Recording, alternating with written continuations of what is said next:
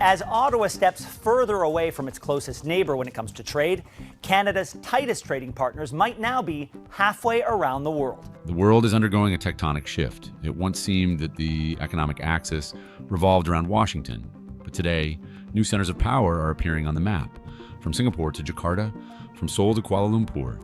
In this new reality, Canada unexpectedly finds itself at a crossroads.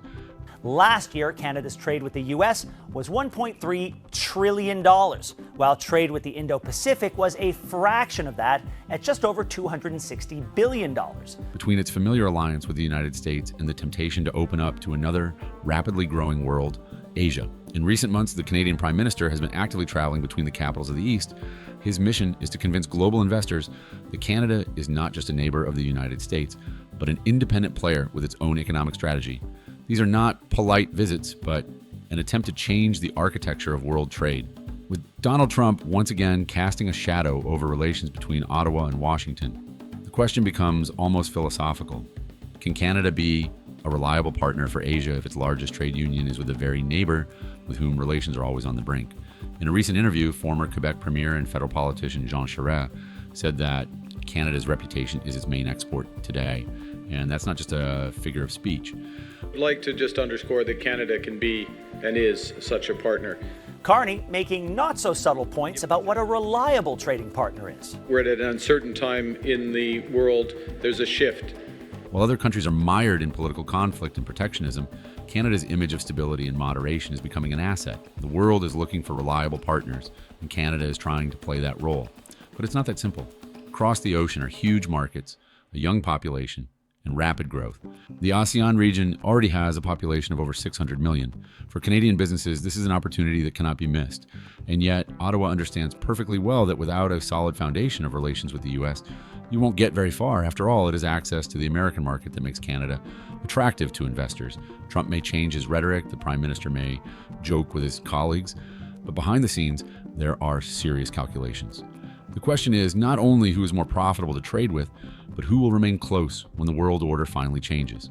Jean Charest warns that Canada has been complacent for too long, relying too much on the convenience of trade with its southern neighbor. Today, that time is over. To survive and prosper, the country needs to build roads, ports, infrastructure, and think globally. Europe, Asia, the Middle East, Africa, these are the directions where the economic future is being decided. We don't know the new system that's going to emerge. This is more of a rupture than a transition. It makes ASEAN more important than ever. And it underscores the importance of reliable partners who honor their commitments, who are there in tough times. And for the new Prime Minister, all this is a test of leadership. In his hands are not just trade agreements, but a chance to change Canada's role in the world. And the question is acute. Can the country turn its reputation into real power, while other powers are preoccupied with internal turmoil? This is a story about Canada seeking its place in the new economic geography. It is a story about risk, diplomacy, and a major reboot of world trade. Stay with us as we explore how political disagreements with Trump could mark the beginning of a new era in Canadian foreign policy. When Canada first began to seriously discuss diversifying its foreign trade, most experts dismissed it as just another piece of diplomatic rhetoric. Noble, but unrealistic. After all, for decades. In a positive and very important development earlier this month, just a few weeks ago, the United States reaffirmed a core commitment to our free trade agreement, CUSMA, by reinforcing that those Canadian exports to the United States that are compliant with that agreement, that are compliant with CUSMA, will not be subject to U.S. IEEPA tariffs. The northern economy had been literally stitched to the American one. More than 70% of exports went across the border, and trade between the two countries reached $3 trillion. It was not just business, but mutual dependence built on shared history, security, infrastructure, and even mentality. However, recent years have shown that even the strongest alliance can begin to crack. Canada, accustomed to a predictable partner to the south, has faced a new reality. Political turbulence in Washington makes long-term deals risky. During his presidency, Donald Trump repeatedly called Canada a difficult partner, accusing it of unfair trade policies and manipulation of tariffs. For Canadian politicians, this came as a shock.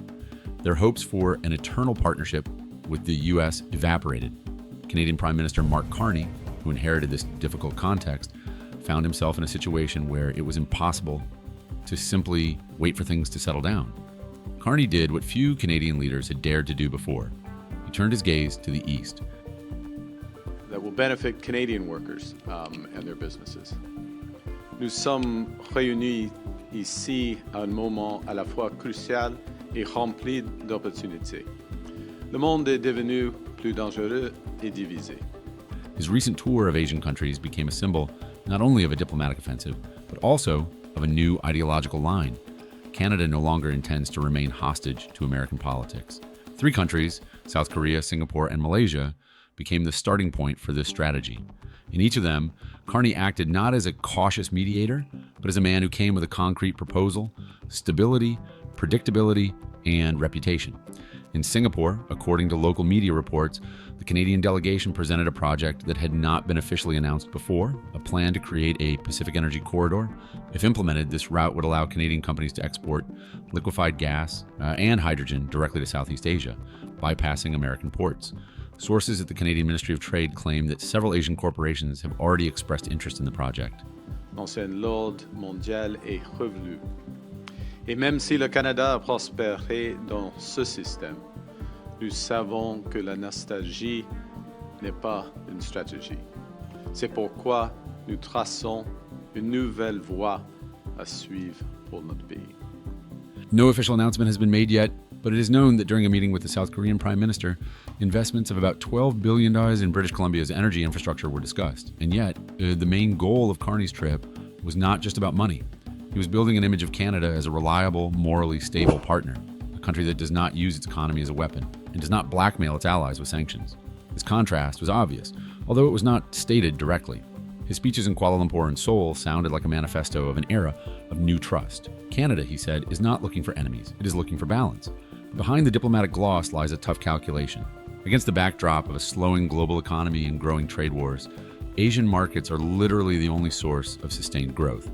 ASEAN countries have a combined GDP of more than $4 trillion and are growing at a rate of 5% per year.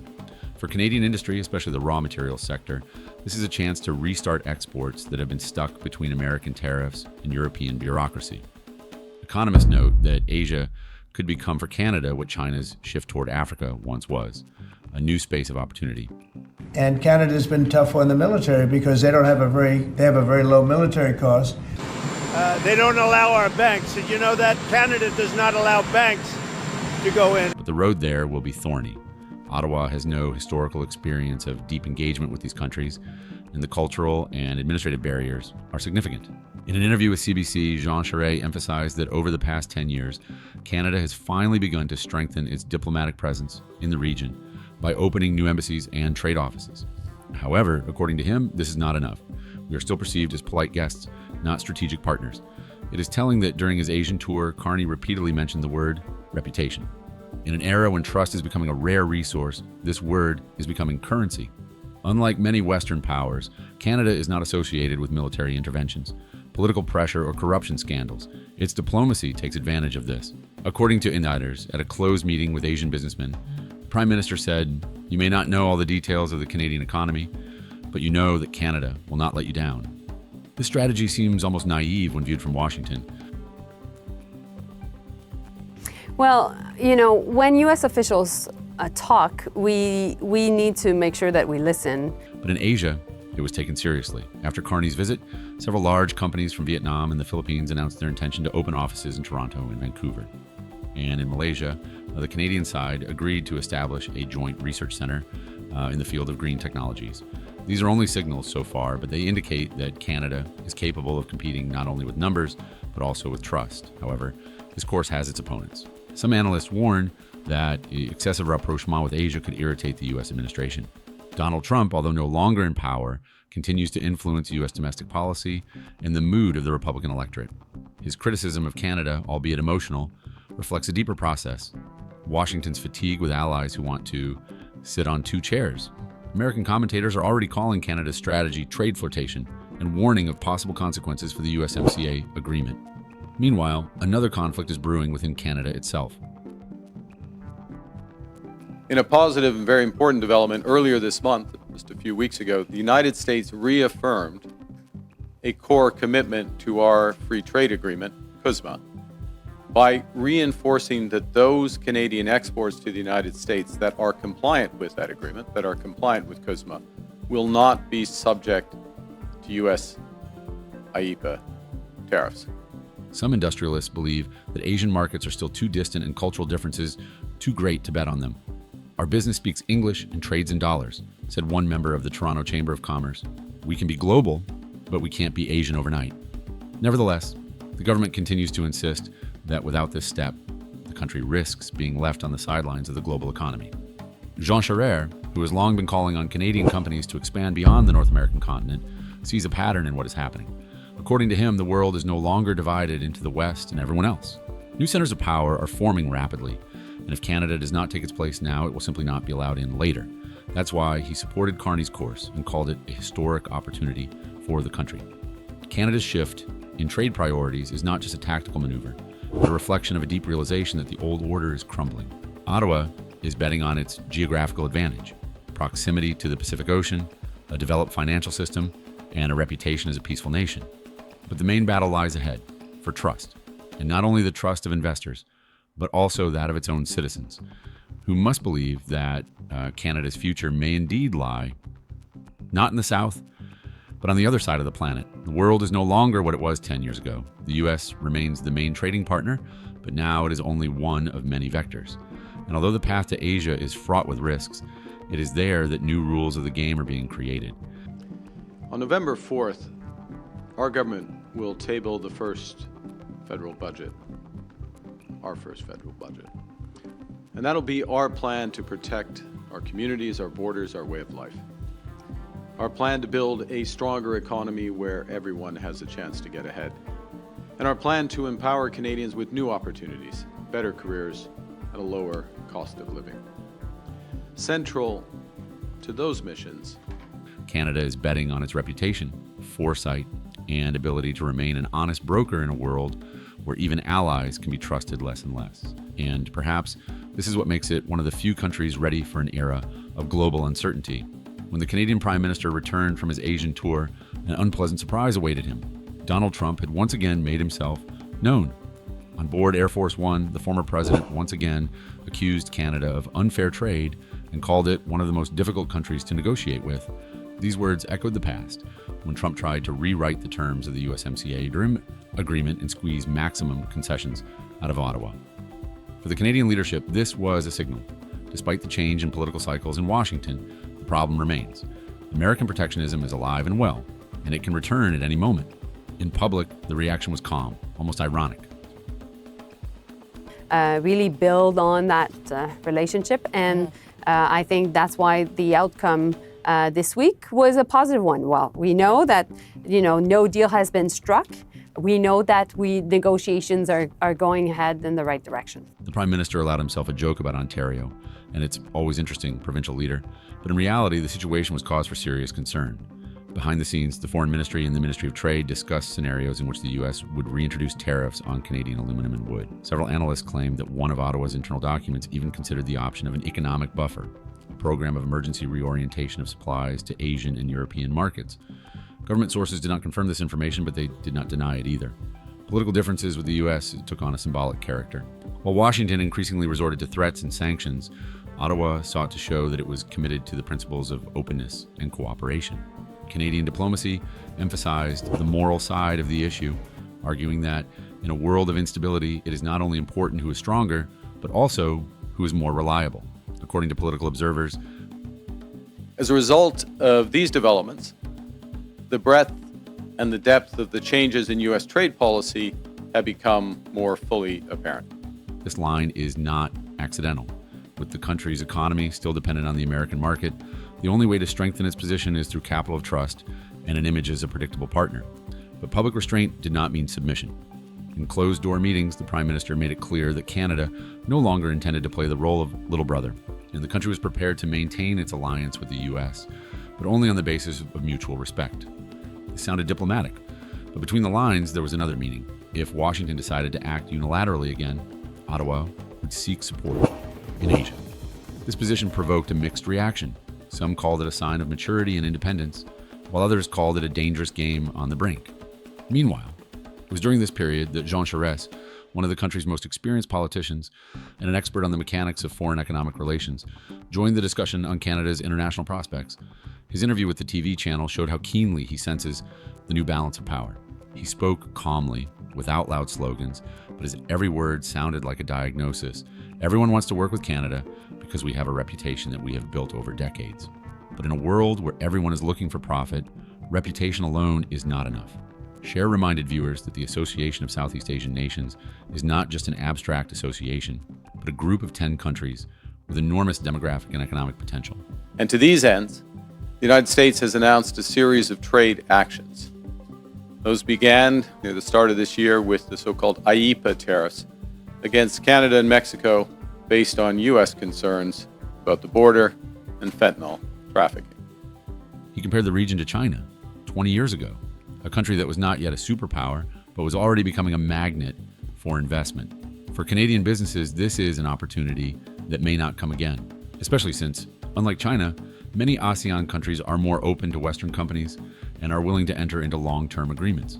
According to Chari, Ottawa has for too long viewed trade with Asia as secondary to relations with the U.S. Meanwhile, the reality has changed. The global economy is growing in Asia, and to ignore this fact is to give up on the future. This new U.S. trade policy has several motivations: to raise tariff revenues, to protect strategic industries, to encourage foreign investment in the United States, and to change trade and non-trade policy in U.S. partners. In one of his speeches, he said that the next 20 years of human growth will not take place in the West or in Europe, but in a region that was previously perceived as a distant outpost of globalization.